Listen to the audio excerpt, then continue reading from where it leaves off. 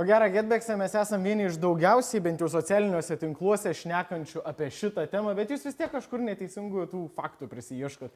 Airsoftui nėra amžiaus apribojimo, a jum 15, a jum 12, a jum 1 ar 2.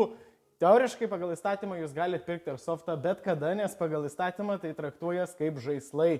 Tai nereiškia, kad su jais negalima susižeisti, jie yra pavojingi, su jais gali išsimušti akį, reikia naudoti visas apsaugos priemonės. Ir mes dar atskirai vertinam žmonės, kurie atein pas mus nusipirkti Airsoftą. Ir jeigu jūs ateisit ir nemokėsit elgtis su ginklu ir, kaip sakoma, raganėsit, tai mes tikrai jums Airsoftą neparduosim. Bet jeigu jūs ateisit, mes matysim, kad jūs užsiiminėjate Airsoftiniais žaidimais, jums 16 arba 17 ir mes matysim, kad jūs gaudotės, apie ką šnekat, tai tada jūs galite pirkti Airsoftą net ir tada, kai jums nėra 18 metų.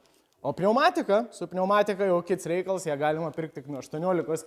Vilnius Kalvarijų 21 ir Šiauliai prekybos centre Bruklinas ir getbacks.com. Ta.